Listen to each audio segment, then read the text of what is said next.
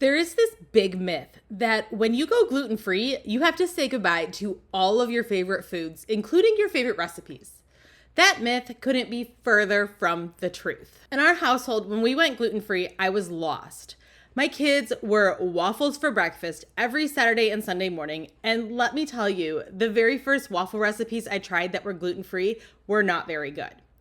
I put away our waffle iron for about 5 years before I realized that you can modify regular recipes to be gluten-free and they still taste a lot like the ones you're used to.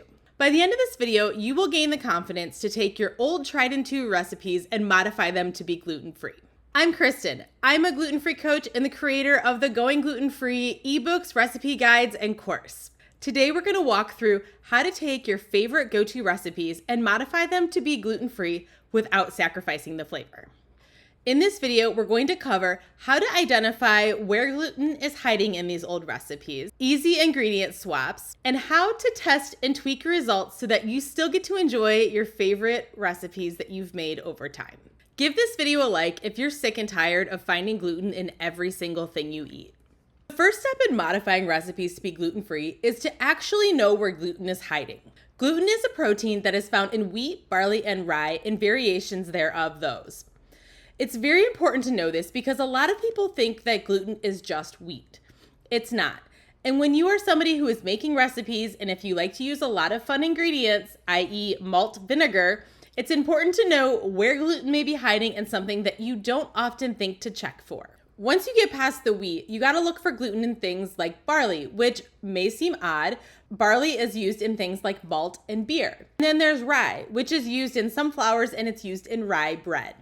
Other places gluten is commonly found are things like brewer's yeast, it's found in pasta, in breads, it's found in soy sauce, and a lot of those canned soups that are condensed that are used in a lot of recipes. Yes, that seems like that rules out a lot of old recipes that you might have laying around that you just love, especially things like those old casseroles that are just delicious and filled with all of the good stuff. A lot of that good stuff contains gluten, but let's talk about how you can start modifying it so that it still works for your gluten-free lifestyle and doesn't sacrifice that flavor. As you're starting to look through recipes and finding these gluten-containing ingredients, grab a highlighter or a pen and start writing down the different ingredients that you're finding to be the culprits. Having a list of these ingredients is going to help you as you start to modify more and more recipes and as you move forward with your gluten-free lifestyle. A lot of those recipes might have similar ingredients. Like I mentioned, those casseroles using those condensed soups.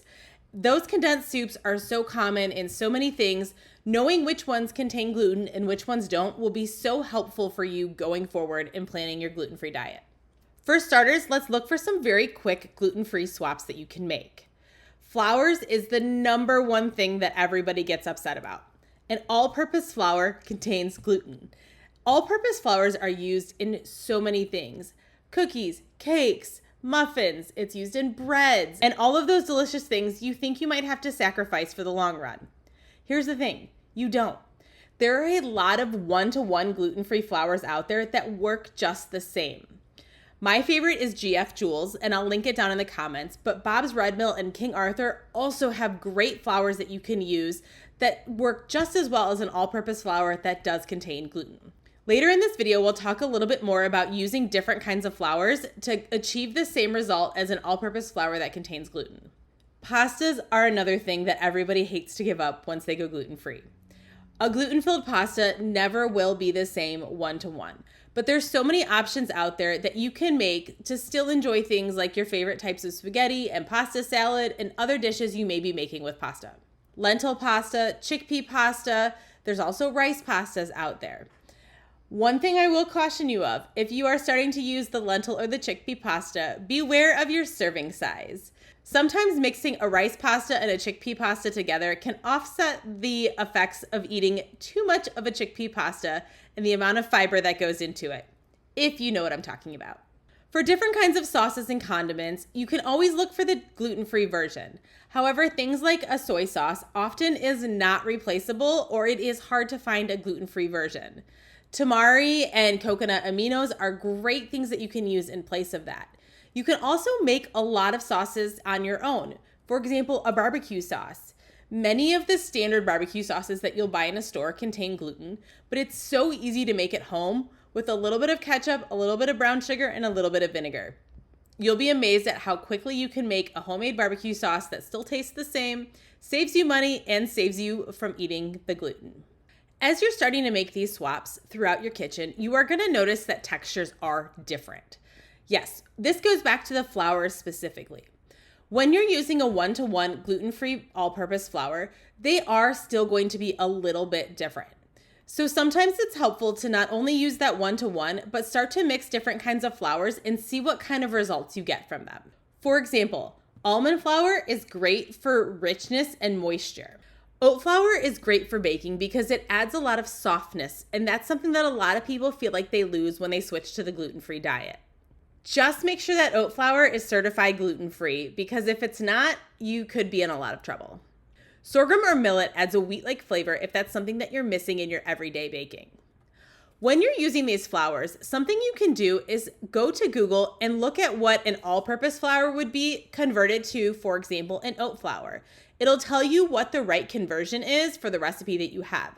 So for example, if you go to Google and you type in, I have 1 cup of all-purpose flour, how would I translate that to oat flour? Google will give you exactly what you need and help you on your way with the conversions. This is very, very helpful over time because you now know how to take an all-purpose flour and turn it into a gluten-free flour and still achieve the same results of the recipe that you're trying to get. If you're using a 1-to-1 flour blend, keep an eye out to see if it has xanthan gum inside of it. If the flour you're using doesn't have xanthan gum in it, add about 1/2 teaspoon per 1 cup of 1-to-1 all-purpose flour. Xanthan gum helps add the elasticity that you're losing when you're making something gluten-free. Remember, gluten adds structure and elasticity to things, so when you take gluten out, sometimes it's helpful to have something to replace it. A lot of the 1-to-1 flours do have xanthan gum included, but if it doesn't, try adding that 1/2 teaspoon per 1 cup. You might be amazed at what that little bit can do for your overall results. When you're baking with gluten-free flours, one thing you very quickly will see is that they dry out so much easier. Try adding a little splash of milk or a little splash of oil to your recipe, and you might see that that little bit of extra can go a long way. Other things you can add are yogurt, sour cream, applesauce, or even an extra egg. You're going to have to play around with these recipes, and we'll talk about that more in a minute. Adding a little bit of moisture can make you feel like you're not eating something that's gluten-free and that you're eating something that is filled with all of your favorite things, just without the gluten. Another complaint people have about gluten-free flours is that they taste bland. You can boost the flavor by adding a little bit of extra vanilla, a little bit of cinnamon, or a little bit of honey to the recipes. My favorite waffle recipe, which we'll talk about in a little bit, adding a little bit of extra vanilla has gone a long way for taking it from a regular gluten-filled recipe to being the perfect gluten-free recipe for our Saturday and Sunday morning waffles. If you haven't figured out by now, gluten-free baked goods dry out real fast. Something you can do to avoid that is not to overbake it, and sometimes underbake it just a tiny bit. Making sure it's baked all the way through, but not baked enough that it's going to start drying out the second you pull it out of the oven and it starts to cool. Use an oven thermometer just to make sure that everything is cooked all the way through, but that you didn't overcook it. Toasting is always a great way to add a little bit of texture to something that's gluten-free. In our house, bread isn't eaten that's gluten-free unless it's toasted, because a regular gluten-free bread just doesn't taste good. When you're using things like gluten-free breadcrumbs, give them a little toast in the oven and it'll add a lot of texture and a lot more flavor to something that often might taste very bland to you. As you're starting to make these modifications for your gluten-free diet and learning how to modify all these recipes to be gluten-free, my biggest piece of advice is to cook them in small batches. So take the recipe and cut it in half. That way you don't feel like you're wasting these now very expensive gluten-free flours or some of these foods that often cost a whole lot more. By cooking them in smaller batches, you can get a good idea if it's going to taste good or if there's other modifications you need to make. Print out the recipe you're starting with and make notes in the margins of that recipe. So when you come back to it later and you're ready to make the full batch, you know exactly what you did to make the modifications in the first batch or if other tweaks need to be made the next time you make it. I promised I'd tell you all about how we took our favorite waffle recipe and made it gluten-free. And I'll be honest, this one's really, really easy, and I can't believe it took me almost 5 years to do this. We have been a fan of the Pioneer Woman waffle recipe since before my youngest son was even born. This was a regular weekend recipe for us, and anytime any of my friends got married and asked for a recipe card, I wrote this recipe on it and gave credit where credit was due. It is by far my favorite recipe, and I was so sad when we had to give it up because it wasn't gluten-free. Once I started to learn how to modify gluten-free recipes, I made this crazy discovery, which you probably have already figured out from this video. There are gluten-free flours that are 1-to-1 all-purpose flour. So anytime a recipe calls for regular all-purpose flours, you can swap it out for a 1-to-1 and you'll still get pretty much the same result.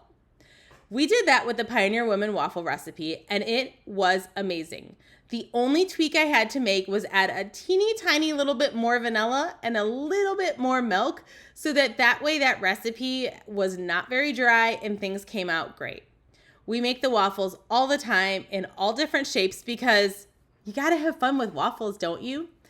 And they're back on our regularly scheduled meal plan. When you're getting started with all of this, start with 1 to 2 of your favorite recipes. Don't go overboard and plan to modify all of your recipes in 1 week. Pick 1 to 2 to start and tell me what you're gonna start with below in the comments. I can't wait to hear what you're making because I am always on the lookout for new recipes, even if they're filled with gluten and I can modify them to be gluten-free.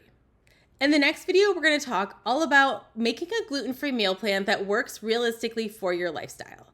Do not miss out on this one because it is something that everybody's going to need when life gets busy. And who isn't busy these days?